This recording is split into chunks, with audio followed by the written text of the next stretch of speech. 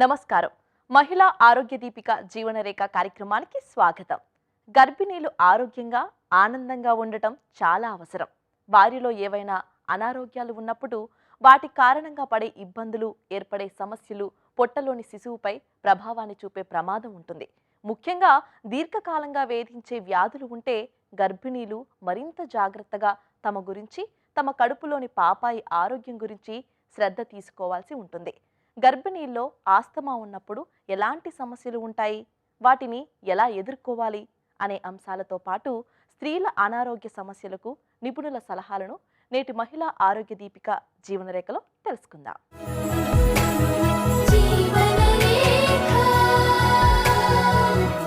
కొన్ని వ్యాధులు అప్పటికప్పుడు ప్రమాదం తెచ్చిపెట్టకపోయినా దీర్ఘకాలం పాటు శరీరంలోని ఉంటూ అసౌకర్యాన్ని, మానసిక అశాంతిని కలిగిస్తుంటాయి.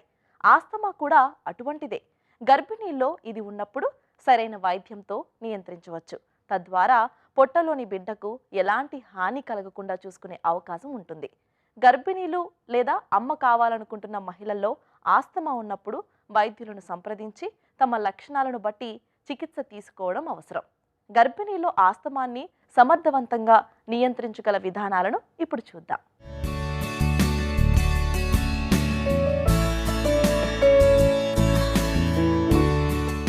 ఆస్తమాకు గురైన వారిలో శ్వాస సరిగ్గా తీసుకోలేకపోవడం, శ్వాసలో గురక, ఛాతి బిగపట్టినట్టు ఉండటం, దగ్గు, జలుబు, నాడి వేగంగా కొట్టుకోవడం, నడిచేటప్పుడు ఆయాసం, ఆందోళన వంటి సమస్యలు ఉంటాయి. గర్భం దాల్చిన స్త్రీకి ఆస్తమా ఉంటే దాని లక్షణాల తీవ్రత పెరగకుండా తగిన చికిత్స, జాగ్రత్తలు తీసుకోవాల్సి ఉంటుంది. ఉబ్బసం ఉన్నప్పటికీ దానిని నియంత్రణలో ఉంచుకుంటే ఎలాంటి సమస్యలకు గురి కాకుండా ఆరోగ్యవంతమైన బిడ్డకు జన్మనిచ్చే అవకాశం ఉంది. అయితే ఆస్తమాను నియంత్రణలో ఉంచుకోకపోతే తల్లి బిడ్డలకు ఆరోగ్యపరంగా సమస్యలు తలెత్తే ప్రమాదం ఉంటుంది. ఆస్తమా ఉన్న గర్భవతుల్లో 1/3 మందిలో లక్షణాల తీవ్రత పెరగటం, మరో వంతు మందిలో లక్షణాలు మరీ ఎక్కువగా లేకపోవడం, మరో వంతు మందిలో లక్షణాలు గర్భధారణ సమయంలోనూ అంతకు ముందులాగే ఉండటం అధ్యయనాల్లో గమనించారు. అయితే మొదటిసారి గర్భం దాల్చినప్పుడు ఎలాంటి ఆస్తమా లక్షణాలు కనిపించాయో అవే లక్షణాలు ఆ తర్వాత ప్రెగ్నెన్సీలో సైతం ఉంటున్నాయని పరిశోధకులు వెల్లడించారు. గర్భం ధరించిన 24 నుండి 36 వారాల మధ్య కాలంలో ఆస్తమా తీవ్రత మరింతగా పెరగటం, గర్భధారణ సమయంలో వచ్చిన ఆస్తమా లక్షణాల మార్పులు ప్రసవించిన 3 నెలలకు గర్భధారణకు ముందు ఉన్న స్థితికి చేరటం కూడా పరిశోధకులు గుర్తించారు. అయితే గర్భవతుల్లో ఆస్తమా ప్రభావం ఎప్పుడు ఎలా ఉంటుంది అనేది చెప్పడం మాత్రం సాధ్యం కాదని తెలుస్తుంది. ఆస్తమా అన్నది ప్రెగ్నెన్సీలో చాలా కామన్ మెడికల్ కండిషన్ అండి. ఆల్మోస్ట్ 1 to 4% దాకా మనం ప్రెగ్నెన్సీ స్త్రీలలో ఆస్తమా చూస్తూ ఉంటాము. సో ఆస్తమా ఉన్న స్త్రీలలో గర్భం దాల్చినాక ఒక 3% సివియర్ అయిపోతుంది ఆస్తమా అన్నది. కొంతమందిలో 30%లో ఏమీ చేంజ్ అవ్వదు. ఆస్తమా కండిషన్ ఎలా ఉందో ప్రెగ్నెన్సీ దాల్చినాక కూడా అదే లెవెల్ ఆఫ్ సివియారిటీ ఆస్తమా అన్నది చూస్తూ ఉంటాం. 3వ వంతులో మనం సివియర్ అయిపోవడం అనేది చూస్తాం. సో ఆస్తమా పేషెంట్స్ ఎప్పుడైతే గర్భం దాలుస్తున్నారో ఏ శాతంలో పడతారన్నది మనం చెప్పలేం. గర్భం దాల్చినాకనే వాళ్ళు ప్రతి మంత్ చెకప్స్కి వచ్చినప్పుడు వాళ్ళ సివియారిటీ ఎలా ఉన్నది అన్నది తెలుసుకోగలుగుతాం. కాకపోతే ప్రెగ్నెన్సీ దాల్చక ముందు పరిస్థితి ఏంటి అంటే already severely asthmatic patients, frequent attacks వస్తున్న పేషెంట్స్లో కనుక గర్భం దాలిస్తే సివియారిటీ అన్నది పెరిగే అవకాశం ప్రెగ్నెన్సీ దాల్చినాక చాలా ఎక్కువ శాతం ఉంటుంది. అందుకని సివియర్గా ఆస్తమా ఉన్న పేషెంట్స్, ఆల్రెడీ ఫ్రీక్వెంట్ అటాక్స్ వస్తున్న పేషెంట్స్లో గర్భం దాల్చినాక ఇంకా క్లోజ్గా వాళ్ళని మానిటర్ చేయాల్సిన అవసరం ఉంటుంది. చెస్ట్ ఫిజిషియన్ ప్లస్ ఆబ్స్టెట్రిషియన్ ఇద్దరు కూడా కలిసి ట్రీట్ చేసుకుని బాగా సివియర్ కండిషన్స్లో ఇమ్మీడియట్గా హాస్పిటలైజ్ చేసుకోవాల్సిన అవసరం అన్నది ఆస్తమా పేషెంట్స్లో చూస్తూ ఉంటాం. ఇప్పుడు బిడ్డ మీద ఆస్తమా ఉన్న పేషెంట్స్కి బిడ్డ మీద ఎఫెక్ట్ ఏముంటుంది అన్నది ఇంకో రకంగా చూసుకోవచ్చు అనమాట. అంటే గర్భం దాలిస్తే ఆస్తమా మీద ఉన్న ఎఫెక్ట్ ఏంటి, గర్భం దాలిస్తే కనుక ఆస్తమా బేబీ మీద ఎఫెక్ట్ ఉండే పరిస్థితి ఏంటి. సో ఆస్థమాటిక్ పేషెంట్స్లో బేబీలో వెల్ కంట్రోల్డ్ ఆస్తమా ఉందనుకోండి, అంటే వాళ్ళకి అటాక్ సివియర్గా లేవు, వెరీ మైల్డ్ డోసెస్ ఆఫ్ మెడికేషన్లో కంట్రోల్డ్గా ఉంది ఆస్తమా అన్న వాళ్ళకి పెద్దగా బేబీ ప్రాబ్లమ్స్ అన్నది మనం చూడం. అయినప్పటికీ కూడా ఒకసారి ఆస్థమాటిక్ పేషెంట్ ప్రెగ్నెన్సీ దాల్చినాక వాళ్ళల్లో చెకప్స్ కొంచెం హై రిస్క్ ప్రెగ్నెన్సీ కింద కేటగరైజ్ చేసుకుని more frequent checkups, more frequent monitoring for the baby అన్నది మనకి అవసరం పడుతూ ఉంటుంది. సో బేబీలో మనం చూడబోయే ప్రాబ్లమ్స్ ఏంటి అంటే మదర్ ఆల్రెడీ వాడుతున్న మెడికేషన్స్ ఏంటి, ఆ మెడికేషన్స్ వల్ల ఎఫెక్ట్ అవ్వచ్చు, ఆస్తమా యొక్క వ్యాధి వల్ల కూడా మనం బేబీలో ఎఫెక్ట్స్ అనేది చూస్తూ ఉంటాం. గర్భధారణలో సాధారణంగా మందులు వేసుకోవాలంటే కాస్త భయంగా అనిపిస్తుంది. అయితే ఆస్తమా ఉన్న గర్భిణీలు భయపడి మందులు మానేయటం మంచిది కాదు. వైద్యులను సంప్రదించి వారి సూచనల మేరకు మందులు వాడాల్సి ఉంటుంది. పొట్టలోని శిశువుకి, కాబోయే తల్లికి హాని చేయని మందులను వైద్యులు సూచించారు. ఆస్తమా ఉన్న గర్భిణీల్లో ఆ లక్షణాలు రోజుకో రకంగా, నెలకో రకంగా మారే అవకాశం కూడా ఉంటుంది. గర్భవతుల్లోని లక్షణాలను బట్టి, అవి పెరుగుతున్న తగ్గుతున్న విధానాలను బట్టి, అంతకు ముందు ప్రెగ్నెన్సీలో వాడిన మందులు, వాటి ప్రభావాన్ని బట్టి వైద్యులు మందులను సూచిస్తారు. అయితే ఆస్తమా లక్షణాలను పెంచే కారకాలకు, అంశాలకు దూరంగా ఉన్నప్పుడు తీసుకోవాల్సిన మందులు తగ్గుతాయని గుర్తుంచుకోవాలి. సాధారణంగా ముక్కు ద్వారా పీల్చే ఇన్హేలర్లకు ఎక్కువ ప్రాధాన్యతను ఇస్తూ ఉంటారు. ఇవి ప్రభావవంతంగా పనిచేయడంతో పాటు రక్తంలో చాలా తక్కువ స్థాయిలో కలుస్తాయి. అలాగే గర్భధారణ నెలలను బట్టి కూడా మందులను ఎంపిక చేయడం జరుగుతుంది. గర్భధారణలో వాడే మందులనే నొప్పులు వస్తున్నప్పుడు, ప్రసవ సమయంలో, శిశువు పుట్టాక కూడా కొనసాగించే అవకాశం ఉంటుంది. ఆస్తమా ఉన్న గర్భిణీ స్త్రీలు ఒకసారి గర్భం దాల్చినాక ట్రీట్మెంట్ అన్నది తనకున్న సివియారిటీ బట్టి డిపెండ్ అవుతుంది. బాగా సివియర్ పేషెంట్స్కి ఏంటంటే మనం ఇన్హేలర్స్ అన్నది పెట్టుకుంటాం, తప్పదు. స్టీరాయిడ్ ఇన్హేలర్స్ అవ్వచ్చు, వేరే ఇన్హేలర్స్ ఏమైనా అవ్వచ్చు. మనకి బ్రాంకో డైలటేషన్ మెయింటైన్ చేసుకోకపోతే, సరిగ్గా శ్వాస అందక, బాడీలో ఆక్సిజన్ లెవెల్స్ పడి బేబీ మీద, తల్లి మీద, రెండింటి మీద ఎఫెక్ట్ ఉంటుంది. ఆస్తమాలో సివియారిటీ పెరగకుండా మనం చేయగలిగిన ప్రికాషన్స్ ఏంటి అంటే యూజువల్గా ఈ అలర్జెన్స్కి దూరంగా ఉండడం. అంటే ఏ ఫ్యాక్టర్స్ అంటే చిన్నప్పటి నుంచి ఆస్తమా ఉన్న వాళ్ళకి తెలుస్తుంది ఎలాంటి టైంలో వాళ్ళ ఆస్మాటిక్. కొంతమందికి చలి తట్టుకోలేక ఆస్మాటిక్ అటాక్ రావచ్చు, కొంతమందికి స్ట్రెస్కి ఆస్మాటిక్ అటాక్స్ రావచ్చు, కొంతమందికి ఎలర్జెన్స్ వల్ల రావచ్చు. ఎప్పుడైతే ఈ ఎలర్జెన్స్ ఏవైతే తనకి ఎలర్జిక్ కండిషన్స్ ఉన్నాయో అవి అవాయిడ్ చేసుకోవడం అనేది చాలా ముఖ్యం. దానివల్ల ఆస్మాటిక్ అటాక్నే అవాయిడ్ చేయగలిగి తద్వారా బేబీ మీద ఉన్న ఎఫెక్ట్ కూడా మనం ప్రివెంట్ చేసుకోవచ్చు ప్రికాషన్స్ తీసుకుంటే కనుక. వాళ్ళు తీసుకుంటున్న మెడిసిన్స్ ఏంటి అనేది దగ్గరున్న చెస్ట్ ఫిజిషియన్ దగ్గరికి వెళ్ళి డోసేజ్ మినిమల్ లెవెల్స్లో పెట్టుకుని, ప్రెగ్నెన్సీ ఉందండి, సో నా డోసేజ్ ఆఫ్ మెడిసిన్స్ కొంచెం minimal, at the same time asthma కంట్రోల్లో ఉండాలి. కంట్రోల్కి ఎంత మినిమల్ డోసేజ్తో కంట్రోల్ చేసుకోగలరో ఆ డోసేజ్ డ్రగ్స్ పెట్టుకుని, because high level of steroids తీసుకుంటే కనుక మళ్ళీ తల్లిలో, గర్భం దాల్చిన తల్లిలో స్టిరాయిడ్ లెవెల్స్ టాబ్లెట్స్ ఎక్కువ ఉండడం వల్ల వాళ్ళకి బీపీ పెరగడం, వేరే ప్రాబ్లమ్స్ రావడం అన్నది ఎక్కువ చూస్తూ ఉంటాం. గర్భధారణ, ఆస్తమా ఈ రెండింటి మధ్య ఉన్న సంబంధాన్ని గురించి చెప్పాలంటే, అంతకు ముందు లేకుండా గర్భధారణ సమయంలో ఆస్తమా వచ్చినట్టుగా ఏ పరిశోధనలోనూ రుజువు కాలేదు. కాకపోతే లక్షణాలు పెరిగే అవకాశం మాత్రం ఉంటుంది. అయితే అంతకుముందు చాలా తక్కువ స్థాయిలో ఆస్తమా ఉండి దానిని గుర్తించలేని మహిళలు తాము గర్భం ధరించినప్పుడే అది వచ్చిందని భావించే అవకాశం ఉంది. అయితే అలా జరిగే అవకాశం చాలా తక్కువ. గర్భధారణలో ఆస్తమా లక్షణాలు పెరిగితే కాబోయే తల్లికి తగినంత ఆక్సిజన్ అందని పరిస్థితి ఏర్పడుతుంది. దాంతో బిడ్డ పైన కూడా ఆ ప్రభావం పడుతుంది. కనుక ఆస్తమా నియంత్రణ చాలా ముఖ్యమని గుర్తించాలి. అయితే గర్భవతులు తాము ఆస్తమాకు అంతకు ముందు వాడిన మందులను కాకుండా తప్పకుండా వైద్యుల పర్యవేక్షణలో తమ ప్రస్తుత పరిస్థితికి అనువైన మందులను వాడాల్సి ఉంటుంది.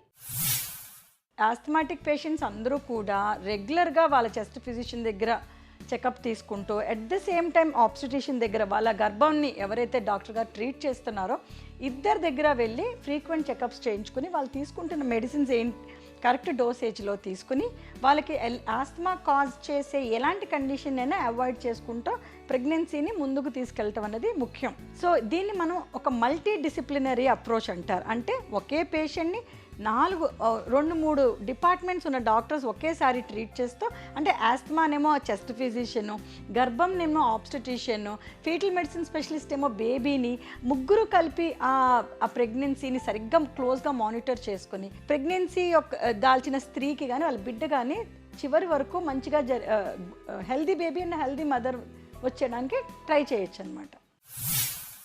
గర్భధారణ సమయంలో మందులు వాడితే బిడ్డపై చెడు ప్రభావం ఉంటుందనే భయంతో కొంతమంది మందులు మానేస్తూ ఉంటారు. కానీ అనేక ఏళ్లుగా వినియోగంలో ఉన్న సురక్షితమైన మందులు చాలా ఉన్నాయి. లక్షణాలు, గర్భధారణ నెలలు, ఇతర అన్ని అంశాలను పరిగణలోకి తీసుకుని సరైన మందులను వైద్యులు సూచించగలుగుతారు. తగిన మందులు వాడుతూ ఇతర జాగ్రత్తలు సైతం తీసుకుంటే ఆస్తమా ఉన్న మహిళలు సైతం ఆరోగ్యవంతమైన బిడ్డకు జన్మనివ్వగలరు. పాలిచ్చే తల్లుల రొమ్ము శుభ్రత విషయానికి వస్తే పిల్లలకు పాలిచ్చేటప్పుడు ముందుగా చేతులను శుభ్రంగా కడుక్కోవాలి. రొమ్మును శుభ్రమైన పొడి బట్టతో తుడుచుకోవాలి. చనుమును కఠినంగా ఎక్కువగా ఒత్తిడికి గురి కాకుండా సున్నితంగా చనుమున శుభ్రం చేయాలి. ప్రతిసారి పిల్లలకు పాలు ఇచ్చినప్పుడల్లా కొన్ని చుక్కల పాలు చనుమున మీద పూసి ఆరనివ్వాలి. ఇలా చేయడం వలన చనుమున పొడి బారనివ్వకుండా ఎలాంటి ఇన్ఫెక్షన్ రాకుండా రక్షణగా ఉంటుంది. కార్యక్రమంలో ఇప్పుడు సమస్య సలహా చూద్దాం.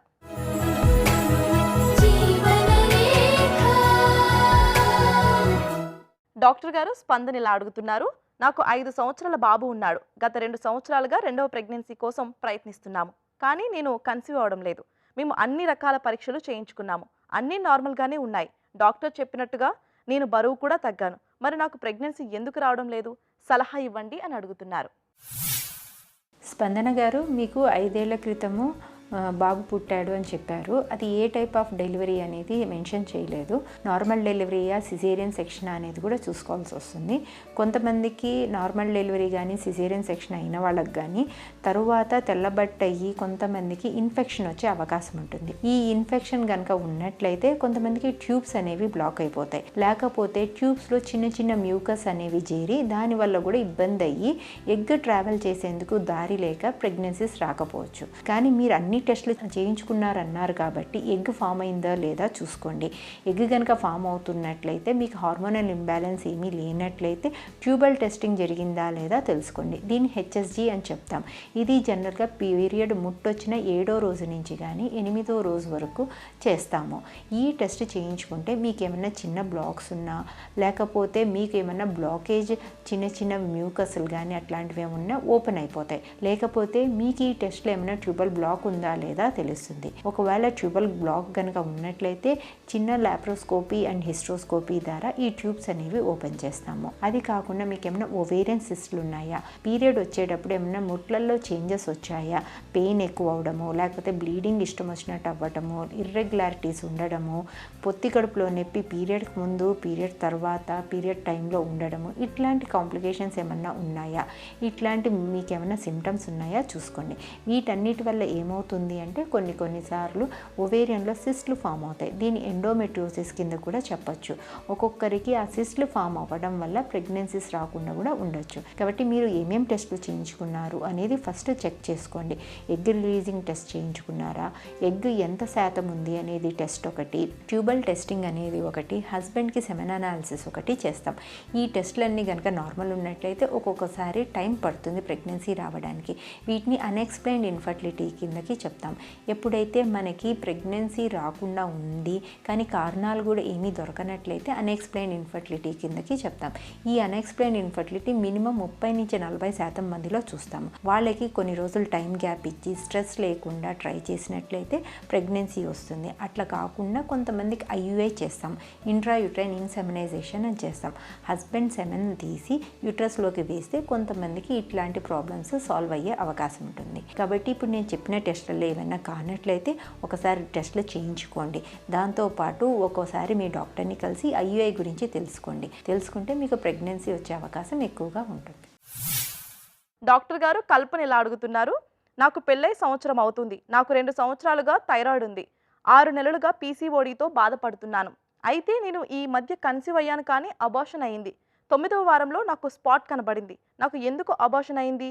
ఈ అబార్షన్ ప్రభావం తర్వాత ప్రెగ్నెన్సీ మీద ఉంటుందా? నేను ఎటువంటి జాగ్రత్తలు తీసుకోవాలి? సలహా ఇవ్వండి అని అడుగుతున్నారు. కల్పన గారు, మీకు థైరాయిడ్ ప్రాబ్లం ఉందన్నారు. దానికి ఎంత శాతం డోసేజ్ వాడుతున్నారు అనేది కూడా చూసుకోండి. కరెక్టెడ్ థైరాయిడ్లో మిస్క్యారేజెస్ అనేవి ఉండవు. అంటే మీరు థైరాయిడ్కి కరెక్ట్గా మందులు వాడుతున్నారా లేదా, థైరాయిడ్ లెవెల్ కరెక్ట్గా ఉందా లేదా చూసుకోండి. ఇంకా పీసీఓఎస్ గురించి వస్తే, పీసీఓఎస్ ఒక్కొక్కసారి మీకు లైఫ్ స్టైల్ చేంజెస్ వల్ల వస్తుంది. మీరేమన్నా అధిక బరువు పెరగటం కానీ, లేకపోతే ఎక్కువసేపు కూర్చొని ఉండటం కానీ, స్ట్రెస్ అనేది ఎక్కువగా ఉండడం వల్ల వస్తుంది. ఇట్లాంటివి ప్రాబ్లమ్స్ ఉన్నప్పుడు మీరు లైఫ్ స్టైల్ అనేది చేంజ్ చేయండి. మంచిగా హెల్తీ డైట్ తీసుకోవటము, వాటర్ తీసుకోవటము, కనీసం రోజుకి పొద్దున 1 గంట సాయంత్రం 1 గంట వాకింగ్ చేయటము, బరువు పెరగకుండా ఉండడం లాంటివి చూసుకోండి. వీటి వల్ల పీసీఓఎస్ అనేది తగ్గి మీకు హార్మోన్స్ అనేది కరెక్ట్గా ఉంటాయి. కొంతమందికి పీసీఓఎస్లో కన్సీవ్ అయినప్పుడు ఒక్కొక్కసారి సెకండ్ హార్మోన్ ప్రొజెస్ట్రాన్ అనే హార్మోన్ కొద్దిగా తక్కువగా ఉండే అవకాశం ఉంటుంది. ఇట్లాంటి వాళ్ళకి మిస్క్యారేజెస్ అవుతాయి. ఈ మిస్క్యారేజెస్ జనరల్గా కూడా రిపీట్ అయ్యే అవకాశం తక్కువ. ఒకసారి మీకు కనుక మిస్క్యారేజ్ వచ్చినట్లయితే మీకు ఎటువంటి కారణం వల్ల మిస్క్యారేజ్ వచ్చిందో చూసుకోండి. ఒకవేళ మీకు ఏమైనా బేబీ హార్ట్ బీట్ ఫామ్ అవ్వకుండా మిస్క్యారేజ్ వచ్చిందా, లేకపోతే మీకు హార్ట్ బీట్ ఫామ్ అయ్యి బ్లీడింగ్ ఎక్కువ అవడం వల్ల మిస్క్యారేజ్ వచ్చిందా చూసుకోండి. ఒకవేళ బ్లీడింగ్ కనుక అయ్యి మిస్క్యారేజ్ అయితే జనరల్గా హార్మోనల్ సపోర్ట్ ఇస్తే జనరల్గా మీకు నెక్స్ట్ ప్రెగ్నెన్సీలో మిస్క్యారేజెస్ అనేది అవ్వవు. అట్లా కాకుండా బేబీ హార్ట్ బీట్ అనేదే రాకుండా జస్ట్ బేబీ అనేది జస్ట్ శాక్ లాగా ఫామ్ అయ్యి లేకపోతే హార్మోన్ జస్ట్ వచ్చి పోయిన వాళ్ళకి నెక్స్ట్ ప్రెగ్నెన్సీలో ఇట్లా రిపీట్ అయ్యే అవకాశం చాలా తక్కువగా ఉంటుంది. కాబట్టి మీరు లైఫ్ స్టైల్ అనేది చేంజ్ చేసుకొని హెల్తీ డైట్, స్ట్రెస్ కనుక లేకుండా ఉన్నట్లయితే మీకు మిస్క్యారేజెస్ అవ్వవు. కానీ కొంతమందికి వెరీ రేర్గా రక్తం గడ్డగట్టే తత్వం వల్ల మిస్క్యారేజెస్ అనేవి అవుతాయి. ఇట్లాంటి వాళ్ళలో రికరెంట్ మిస్క్యారేజెస్ అంటాం. అంటే 3 కన్నా ఎక్కువగా మిస్క్యారేజెస్ అయిన వాళ్ళకి కొన్ని రకాలమైన టెస్టులు అనేవి చేస్తాం. ఆ టెస్టుల్లో ఏదన్నా ఇబ్బంది కనుక ఎదురైతే వాటిల్లో చూసుకొని దానికి తగినట్లు మందులు కనుక పెడితే ఈ జనరల్గానే ఈ మిస్క్యారేజెస్ అనేవి ప్రివెంట్ చేయొచ్చు. చనుమొనలో వచ్చే సమస్యలు సాధారణంగా పాలిచ్చేటప్పుడు బిడ్డని సరైన స్థితిలో ఉంచకపోవడం వలన పిల్లలు సరిగ్గా పాలు తాగకపోవడం, తల్లి ఏదైనా అంటురోగానికి, చర్మ సంబంధిత వ్యాధులకు గురైనప్పుడు, రక్తనాళాలు బిగుసుకుపోయినప్పుడు ఇలాంటి రకరకాల పరిస్థితుల్లో తలెత్తుతాయి. అందుకే పిల్లలకు పాలు పట్టే తల్లులు చనుమొన శుభ్రత విషయంలో చాలా జాగ్రత్తగా ఉండాలి. డాక్టర్ గారు విజయలక్ష్మిలా అడుగుతున్నారు, నాకు రోజుకు 2 సార్లు టీ కాఫీ తాగే అలవాటు ఉంది. ప్రెగ్నెంట్ అనే నిర్ధారణ కాగానే టీ కాఫీ మానేయాలని ఇంట్లో వాళ్ళు చెప్తున్నారు. టీ కాఫీ అంత చెడు చేస్తాయా? గర్భం ధరించగానే టీ కాఫీలు పూర్తిగా మానేయాలా? సలహా ఇవ్వండి అని అడుగుతున్నారు. విజయలక్ష్మి గారు, టీ కాఫీలు అధిక మోతాదులో తాగితే నష్టమే చేస్తాయి. ఒక రోజులో 300 మిల్లీగ్రామ్ కెఫిన్, 200 మిల్లీగ్రామ్ థియోఫిలిన్ కంటే ఎక్కువ తీసుకోవద్దు. 200 మిల్లీగ్రామ్కే పరిమితం చేస్తే బెటర్. అంటే 2 లైట్గా టీ కానీ కాఫీ కానీ 2 కప్పులు మ్యాక్సిమం తాగొచ్చు. అంతకంటే ఎక్కువ అవుతాయి. లేకపోతే అలవాటు లేకుండా ఇప్పుడు తాగుతుంటే అప్పుడప్పుడు మిస్క్యారేజెస్ అవుతాయి, ప్రీమెచ్యూర్ డెలివరీస్ అవుతాయి, జిట్టరీనెస్, బేబీకి కూడా బ్రెయిన్ స్టిమ్యులేట్ అవుతుంది కదా, జిట్టరీ ఫీలింగ్ వస్తుంది బేబీకి. ఎప్పుడన్నా ఒకసారి మరీ అధిక మోతాదులో అయితే అబ్నార్మల్ బేబీస్ కూడా పుడతారు అని చెప్తారు. కాబట్టి టీ కాఫీ తీసుకోవద్దని కాదు, లైట్గా తీసుకోవాలి, దాంట్లో పాలు కలపాలి, షుగర్ ఎక్కువ ఉండొద్దు. పాలు కలిపిన టీ తీసుకోవచ్చు, పల్చగా తీసుకోవాలి, పల్చగా కాచుకొని ఎక్కువ టీ పొడి వేసుకొని తీసుకోవద్దు. ఎందుకంటే 1 కప్పులో 100 మిల్లీగ్రామ్ అయిపోతుంది, మ్యాక్సిమమే 200 మిల్లీగ్రామ్ పర్ డే. ఫస్ట్ 3 మంత్స్లో అసలే తీసుకోకపోయినా మంచిదే.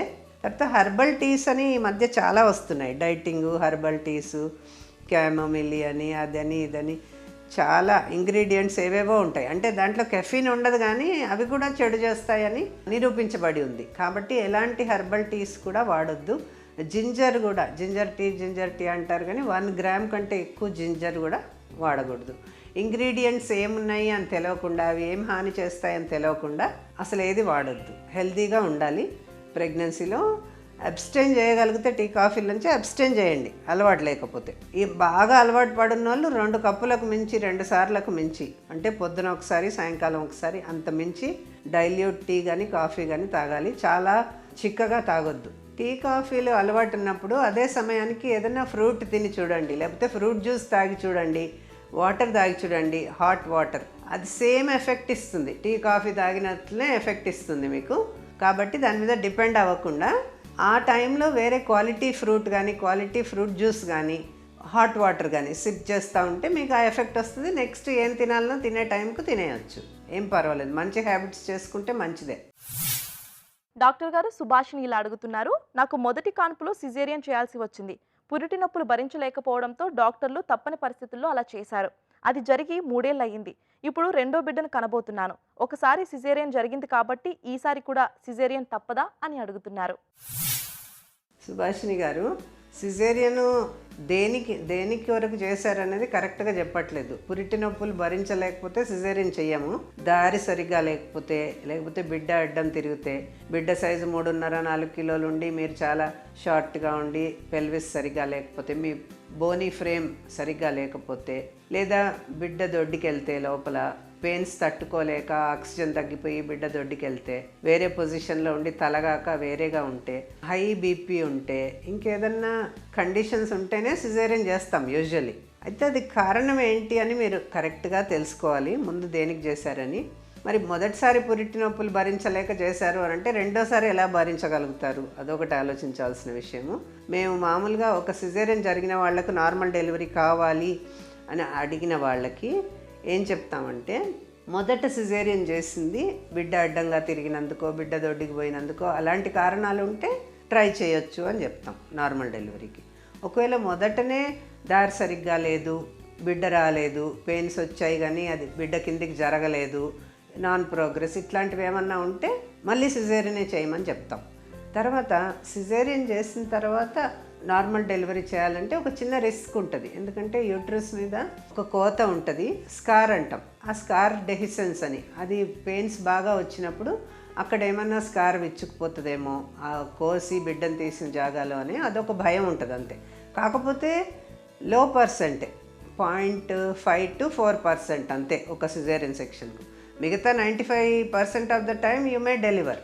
తర్వాత నొప్పులు కూడా స్వతహాగా మీకు రావాలి. మేము నొప్పులు తెప్పించి బలవంతంగా నొప్పులు కానిచ్చి అవుతుందో లేదో తెలియని సిచ్యువేషన్లో అట్లా చేయలేము. న్యాచురల్గా పెయిన్ వచ్చి, పెయిన్ ప్రాపర్గా ఉండి, మీరు బాగా పుష్ చేస్తున్నారు, ఓర్చుకుంటున్నారు, ద్వారం బాగుంది, బిడ్డ సైజ్ బాగుందంటే ఇన్స్టిట్యూట్కి వెళ్ళి నార్మల్ డెలివరీ చేయించుకోమంటాం. పాసిబిలిటీ ఉంది, కానీ ఫస్ట్ టైము దేనికి చేశారు అనేది కారణము మీరు డిశ్చార్జ్ సమ్మరీలో రాసింది కరెక్ట్గా తెచ్చి చూపిస్తే మేము కూడా డెసిషన్ తీసుకోవడానికి వీలుంటుంది. ఏ రొమ్ముతో పాలిస్తున్నారో బిడ్డను అదే వైపు అరచేతితో బిడ్డ వీపును తాకేటట్లు పొదవి పట్టుకుని చనుమున అందించాలి. బిడ్డని చేతితో పట్టుకున్నప్పుడు బిడ్డ కాళ్ళు తల్లి వీపు వైపు ఉండి నోరు చనుమునకు అందేలా చూడాలి. తల్లి వీపు భాగాన తలగడ పెట్టుకుని కాళ్ళు చాపుకుని చనుమున అందించడానికి బిడ్డ వైపు వంగకుండా నిటారుగా కూర్చోవాలి. సిజేరియన్ అయిన తల్లులు, కాన్పు కష్టం అయిన తల్లులు, కూర్చోవడానికి ఇబ్బందిగా ఉన్న తల్లులకు ఈ పద్ధతిని పాటించడం శ్రేయస్కరం. బిడ్డ పాలు తాగేటప్పుడు చనుమొనను అందుకోలేకపోవడం లాంటివి జరిగితే తల్లి బిడ్డ వైపుకి వంగకుండా రొమ్మును వేళ్లతో ఎత్తి పట్టుకోవాలి. అప్పుడు బిడ్డ పాలు తాగేటప్పుడు ఎలాంటి ఇబ్బందులు ఉండవు. ఇది నేటి మహిళా ఆరోగ్య దీపిక జీవనరేఖ. మరో కార్యక్రమంలో మళ్ళీ కలుద్దాం. అంతవరకు సెలవు. నమస్కారం. మీ ఆరోగ్య సమస్యలను, సందేహాలను మాకు పంపించవలసిన వాట్సాప్ నంబర్ 8790597766.